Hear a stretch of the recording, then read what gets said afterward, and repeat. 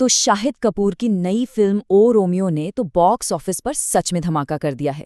ये फिल्म सिर्फ इंडिया में ही नहीं बल्कि पूरी दुनिया में शानदार कमाई कर रही है। तो चलिए जरा करीब से देखते हैं कि इन आंकड़ों के पीछे की असली कहानी क्या है। तो सीधा आंकड़ों पे आते हैं। फिल्म ने पता है सिर्फ 6 दिनों में दुनिया भर से 71.83 करोड़ रुपए का ग्रॉस कलेक्शन कर लिया है। ये तो वाकई एक कमाल की शुरुआत है।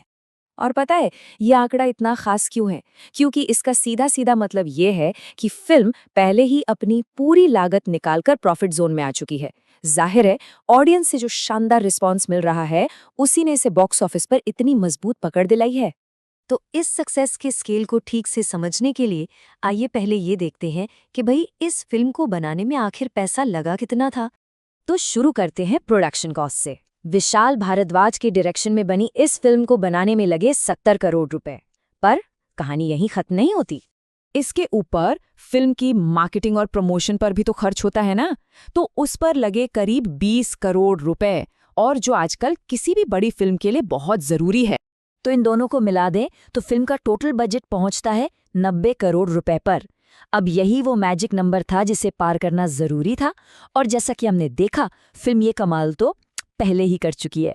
चलिए अब जरा और अंदर चलते हैं और भारत में इसके डे बाय डे कलेक्शन पर नजर डालते हैं। इससे पता चलेगा कि फिल्म ने ये रफ्तार पकड़ी कैसे। तो पहले 4 दिनों में कमाई जबरदस्त रही। और हाँ, यहाँ नेट कलेक्शन का मतलब है टैक्स और थिएटर का हिस्सा हटाने के बाद की कमाई। और सबसे अच्छी बात क्या है कि वीकेंड के बाद भी, मतलब वीकडेज में भी फिल्म की पकड़ मजबूत बनी रही। हाँ, छठे दिन एक हल्की सी गिरावट जरूर आई, लेकिन फिर भी नंबर्स काफी सॉलिड हैं। अच्छा, अब जरा पिक्चर को और बड़ा करके देखते हैं, मतलब इंडिया की कमाई को कंपेयर करते हैं ओवरसीज मार्केट में इसके परफॉर्मेंस से। ये देखिए, यहाँ एकदम साफ दिख रहा है कि कमाई का जो सबसे बड़ा हिस्सा है वो तो भारत से ही आया है। 56.61 करोड़ रुपए का ग्रॉस कलेक्शन। लेकिन विदेश से हुई 15.22 करोड़ रुपए की कमाई को भी कम नहीं आंक सकते। ये भी बहुत स्ट्रांग है और फिल्म की टोटल सक्सेस में इसका एक बहुत बड़ा रोल है। तो जब हम कहते हैं वर्ल्ड वाइड ग्रॉस कलेक्शन, इसका मतलब सिंपल है, इंडिया और ओवरसीज दोनों जगहों से हुई टोटल कमाई बिना किसी कटौती के।